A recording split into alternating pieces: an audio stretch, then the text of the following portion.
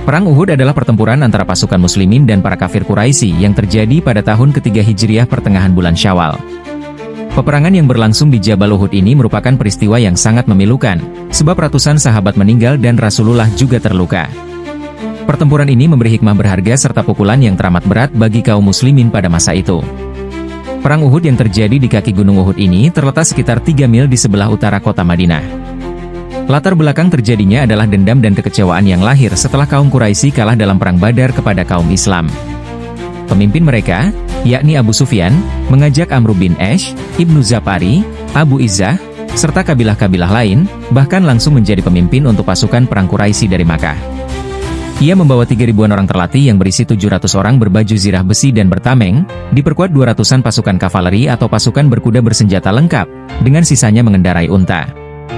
Beberapa orang wanita juga diajak sebagai pembangkit semangat pasukan dan menjaga mereka agar tidak kabur. Tentara musyrikin mengarah ke Madinah seraya membawa-bawa Tuhan mereka yakni Hubal sambil diiringi dengan nyanyian dari para perempuan, sampai akhirnya tiba di 2 mata air dalam lembah Sabhah. Namun setelah 2 atau 3 hari berlalu, kaum muslimin Makkah baru mengetahui keberadaan mereka yang mengancam muslimin di Madinah. Abbas sang paman Rasul Shallallahu Alaihi Wasallam yang masih di Makkah bersurat kepada keponakannya yakni Rasulullah Shallallahu Alaihi Wasallam secara sembunyi-sembunyi untuk memberitahukan perkara ini. Usai informasi yang lebih lengkap melalui mata-mata kiriman Nabi Shallallahu Alaihi Wasallam untuk menandai lawan diperoleh, kaum muslimin pada Jumat 6 Syawal 3 Hijriah seketika mengadakan pertemuan. Nabi Shallallahu Alaihi Wasallam menggelar diskusi bersama para sahabatnya tentang strategi yang mesti dijalankan untuk mempertahankan perang pada hari Jumat. Alih-alih membiarkan kaum muslimin keluar dari Madinah, beliau lebih ingin memberi kesempatan pada tentara lawan menyerbu kota agar penduduk Madinah dapat memanfaatkan strategi bertahan. Para pembesar di antara Muhajirin dan Ansyar menyepakati itu, sebagaimana pengalaman sebelumnya. Pada saat yang sama, Rasulullah melihat pula euforia kegemilangan Perang Badar yang telah berlalu 1 tahun masih terpancar dari mata kaum muslimin. Sebagian di antara mereka begitu antusias menyambut musuh di lepas gerbang kota Madinah. Akhirnya Nabi menerima usulan dari kelompok terakhir, usai mendengar pernyataan dari salah seorang Ansyar. Nabi seketika memakai baju zirah serta menyiapkan kelengkapan senjata tanpa banyak bicara. Melihat reaksi ini, sahabat-sahabat lain pun terkejut dan merasakan yang terjadi sebelumnya itu tidak pantas, karena memberi kesan pembangkangan perintah Nabi. Nabi justru bersabda, "Bukanlah seorang Nabi, bila setelah telah memakai baju zirah, lalu menanggalkannya dan surut sebelum perang terlaksana." Perselisihan kemudian timbul saat tengah dalam perjalanan usai mendengar keputusan ini. Abdullah bin Ubay bin Salul salah satunya, yang memilih kembali menuju Madinah bersama pasukannya, karena kecewa pendapatnya untuk tetap di Madinah tidak dijalankan. Ada 2 alasan yang diajukan oleh mereka. Pertama, ketidakmungkinan perang untuk terjadi karena perjalanan yang cukup jauh, sementara perkemahan musuh belum ditemukan. Kedua, memang pada dasarnya mereka enggan berperang di luar wilayah Madinah. Dengan kondisi dan situasi semacam ini, jumlah total pasukan kaum muslimin yang mulanya sudah cuma sepertiga dari pasukan Quraisy yakni 1.000 orang, kini harus menyisakan 700 orang. Sikap Abdullah bin Ubay bin Salul dan 300 orang pasukannya yang memisahkan diri adalah pengurangan yang cukup banyak. Jumlah ini masih harus berkurang lagi, saat Nabi memutuskan untuk memulangkan beberapa orang dalam barisannya karena terhitung masih terlalu berusia muda.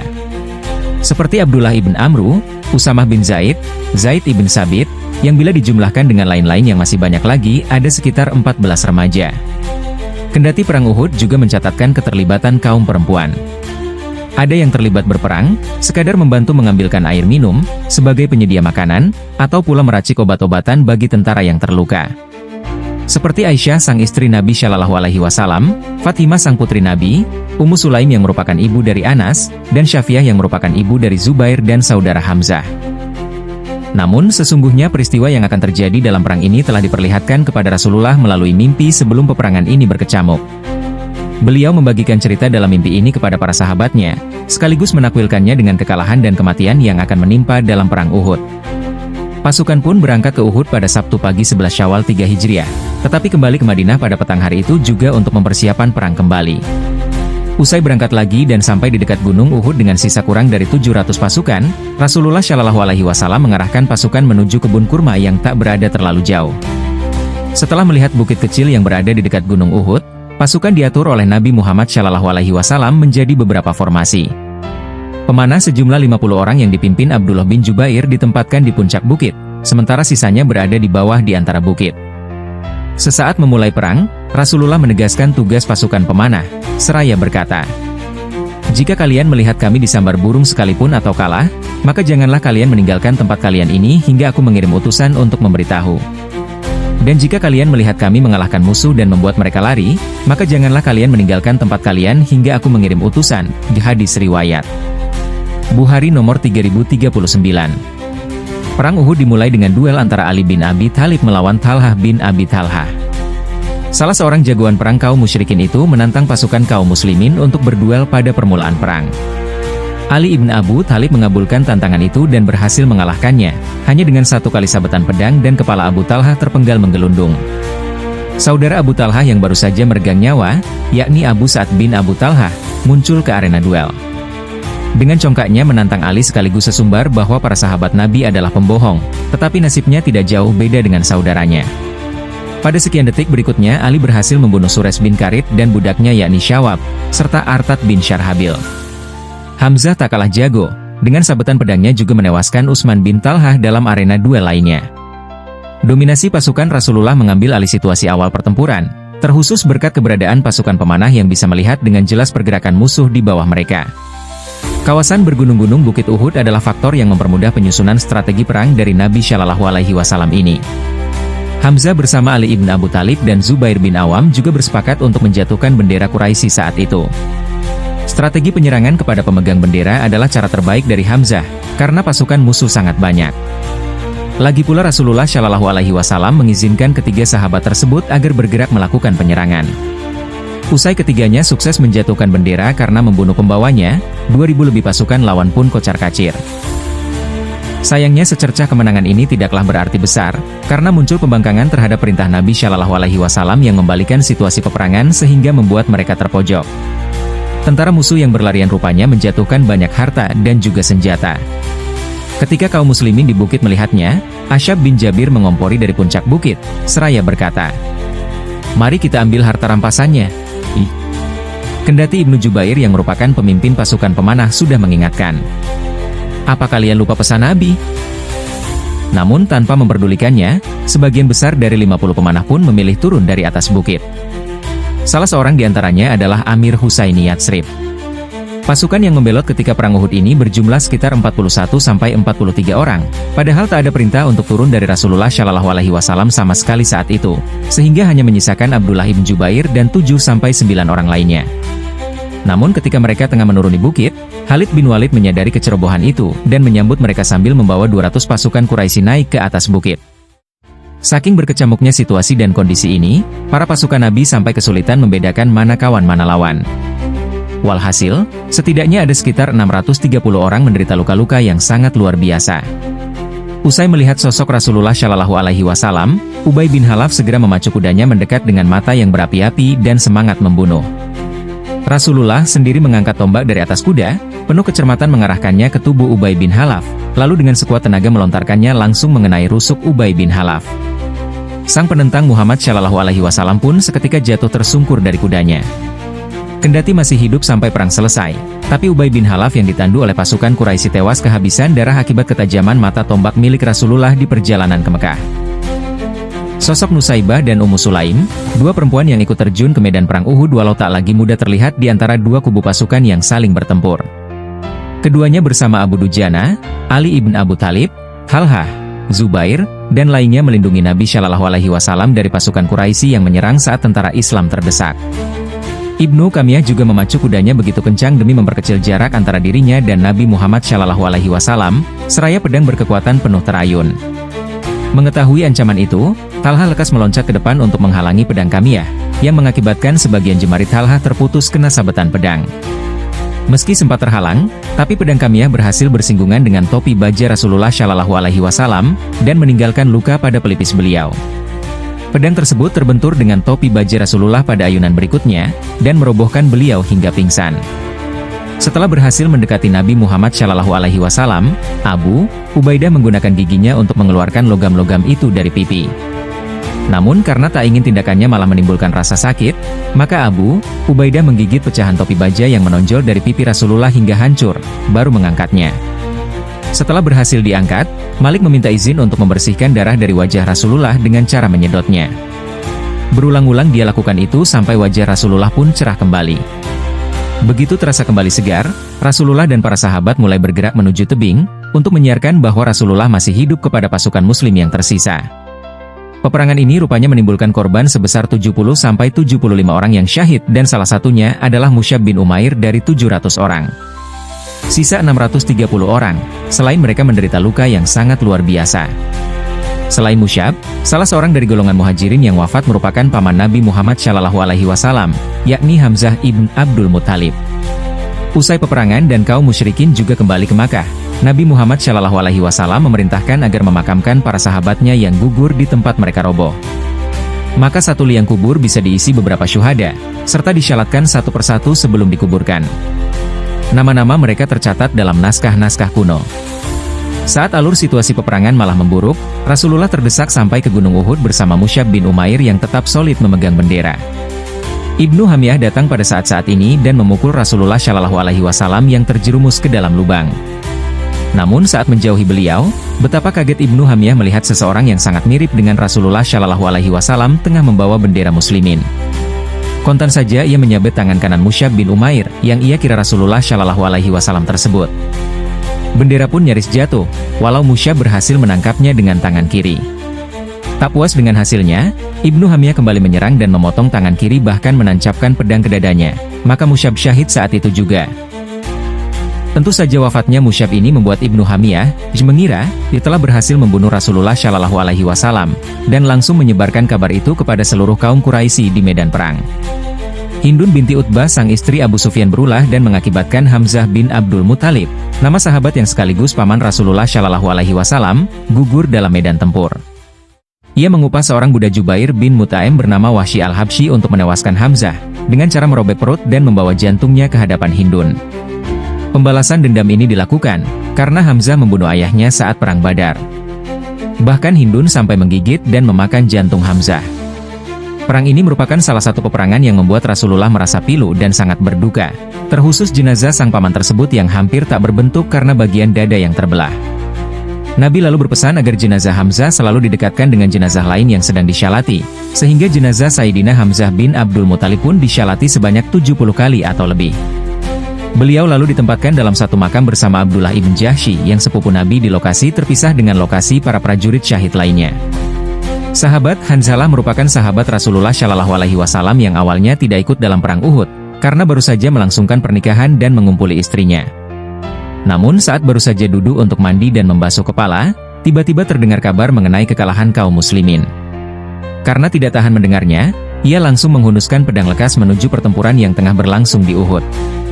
Akan tetapi takdir berkata lain, dan Allah Subhanahu wa Ta'ala memanggil Hanzalah terlebih dulu dalam keadaan junub sebagai syahid di perang Uhud. Sayangnya para sahabat tidak mengetahui bahwa Hanzalah masih dalam keadaan junub, maka mereka pun langsung menguburkannya tanpa dimandikan. Baru saja jenazah akan dikuburkan, baginda Nabi SAW bersabda, "Saya melihat para malaikat sedang memandikan jenazah Hanzalah." Baginda Rasulullah SAW pun memastikan lagi dari keluarganya sepulang pertempuran, dan benar saja ternyata Hanzalah pergi ke medan perang tanpa menuntaskan mandi junub sebelumnya. Mendengar kabar dari Ibnu Hamiyah, Abu Sufyan bergegas mendatangi Gunung Uhud dan bertanya apakah ada Muhammad, Abu Bakar, dan Umar, karena tak sepenuhnya percaya. Saat tak ada satupun jawaban yang didapat dari umat muslim, Abu Sufyan lantas menyimpulkan bahwa ketiga orang ini telah mati. Umar bin Khattab yang tak mampu menahan dirinya menjawab, "Engkau bohong, wahai musuh Allah. Semoga Allah Azza wa Jalla mengekalkan sesuatu yang membuatmu sedih." Pada detik itulah Abu Sufyan baru percaya bila Rasulullah SAW masih hidup. Beberapa saat kemudian, sebelum kedua pasukan berpisah, Abu Sufyan berada di dekat bukit lokasi kaum muslimin sedang berkumpul. Ia mendatangi tempat itu, memuji berhala, juga mengatakan bahwa perang Uhud adalah pembalasan dendam atas perang Badar. Sementara jawaban dari Umar, "Tidak sama, teman-teman kami tempatnya di surga sementara teman-teman kalian yang tewas berada di neraka." Usai perang Uhud, Fatimah menerima kabar mengenai ayahandanya yang mengalami luka-luka dalam peperangan. Fatimah bersama beberapa wanita lekas pergi membawa air dan makanan ke perkemahan pasukan. Mereka berikan air minum kepada pasukan perang serta membalut luka-luka mereka, sementara Fatimah membersihkan luka ayahandanya. Namun, karena darah beliau tak juga berhenti, Fatimah membakar tikar dan menaburkan abunya ke atas luka sampai aliran darahnya berhenti. Prinsip musyawarah dalam menyelesaikan urusan dunia adalah perintah Allah yang dicontohkan melalui Rasulullah. Walau selalu ada kelompok pengkhianat atas konsensus yang telah disepakati, tapi tak bisa jadi alasan untuk mundur dari konsensus bersama. Konsistensi pula komitmen untuk memegang dengan teguh konsensus yang sudah disepakati bersama dalam musyawarah mutlak diperlukan. Ketaatan kepada pemimpin adalah suatu keharusan, selama pemimpin tersebut telah berjalan sesuai perintah Allah.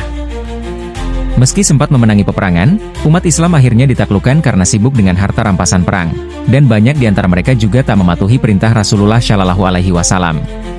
Allah memberi gambar tentang sebagian pasukan muslim yang saat itu tergiur dengan dunia, yang dalam hal ini adalah harta rampasan perang, hingga membalikan kemenangan menjadi kekalahan.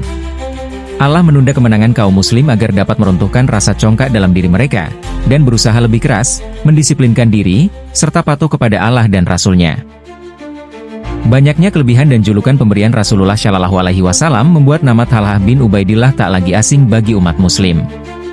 Ia selalu menjadi yang pertama untuk menyerang musuh dengan mendobrak barisan mereka agar pasukan muslim bisa memasuki area musuh, karena keyakinannya terhadap janji Rasulullah Shallallahu Alaihi Wasallam. Thalhah bin Ubaidillah juga dijuluki sebagai burung elang saat perang Uhud berlangsung, karena kelebihan tatapan matanya yang tajam. Bahkan Rasulullah Shallallahu Alaihi Wasallam menyebutnya sebagai Thalhah terbaik di antara para Thalhah dan sahabat yang lain dalam perang Uhud. Sedangkan kelebihan dan julukan pemberian Rasulullah Shallallahu Alaihi Wasallam yang ketiga adalah orang yang mati syahid tapi masih hidup. Ada kemungkinan orang-orang munafik dan Yahudi yang merasa senang dengan kekalahan kaum muslimin mengadakan pemberontakan dan menyerang Madinah kembali. Mengingat hal ini, maka Nabi Shallallahu Alaihi Wasallam menerima perintah dari Allah Subhanahu Wa Taala supaya keesokan harinya mengejar dan membuntuti kaum musyrikin. Kaum muslimin menjalankan perintah tersebut dengan lantas mengejar musuh hingga mencapai Hamra al-Asad yang kemudian dikenal sebagai Perang Hamra al-Asad. Berdasarkan beragam sumber referensi, sejumlah ayat dalam Al-Quran yang diturunkan pada momen-momen sebelum hingga sesudah Perang Uhud meliputi surat Ali Imran ayat 121, 129, 140-141, serta ayat 152. Demikian juga beberapa di antara hadis-hadis Nabi yang dinukil dari peristiwa pada saat itu. Gunung Uhud kini telah menjadi tempat bagi kebutuhan wisata ziarah. Segenap jamaah haji umrah menjadikan ziarah ini sebagai menu penting ketika sedang berada di kota suci Madinah. Warna bukit Uhud akan tampak agak kemerahan dan terpisah dari bukit-bukit lain bila dilihat dari kejauhan. Jabal Uhud rutin dilalui jamaah saat menuju Madinah maupun Makkah sebelum dibangun jalan baru yang menghubungkan kedua kota tersebut, karena memang letaknya di pinggir jalan raya. Namun mulai dari tahun 1984, perjalanan jamaah haji dari Madinah ke Jeddah atau dari Makkah ke Madinah sudah tidak melewati jalan lama ini lagi. Jalan barunya sudah tidak lagi melalui pinggir jabal. Dampak berlangsungnya Perang Uhud terhadap ajaran Islam di Tanah Arab antara lain. Pertama, walau kaum muslimin mengalami kekalahan, tapi dalam waktu singkat pasukan muslimin telah mampu memulihkan kekuatan, bahkan lebih kuat jika dibandingkan dengan sebelumnya. Kedua, setelah Perang Uhud berakhir, golongan Yahudi Bani Nadzir diusir dari Madinah karena telah melakukan pengkhianatan dan pembelotan. Ketiga, usai Perang Uhud, Nabi Muhammad Shallallahu Alaihi Wasallam mulai melakukan beragam pembaharuan. Keempat, Nabi Muhammad Shallallahu Alaihi Wasallam berhasil membentuk suatu kesatuan pemerintahan dengan pusat di Madinah. Kelima, bangsa-bangsa Arab yang pada waktu itu tersesat dalam bidang keyakinan atau kepercayaan terhadap suatu agama, mulai meninggalkan berhala dan akhirnya hanya menyembah kepada Allah Subhanahu Wa Taala. Keenam, pada saat itu, Jazirah Arab menjadi satu kesatuan politik di bawah kepemimpinan Rasulullah Shallallahu Alaihi Wasallam. Ketujuh, para penyembah berhala berbondong-bondong mulai memeluk agama Islam sehingga bangsa Arab semakin tinggi moralitasnya. Semoga keberadaan Perang Uhud, juga termasuk kisah sedih di dalamnya, bisa menjadi pembelajaran dan refleksi terhadap diri sendiri, agar ketaatan terhadap perintah Allah dan utusannya lebih meningkat. Tak boleh pula merasa amal serta perbuatan telah cukup baik, karena bisa saja ketaatan yang selama ini dilakukan rupanya belumlah seberapa. Semoga kita bisa mengambil ibrah dari kisah ini untuk senantiasa taat kepada Allah, Rasul dan juga ulil amri yang beriman dan bertakwa kepada Allah Subhanahu Wa Taala.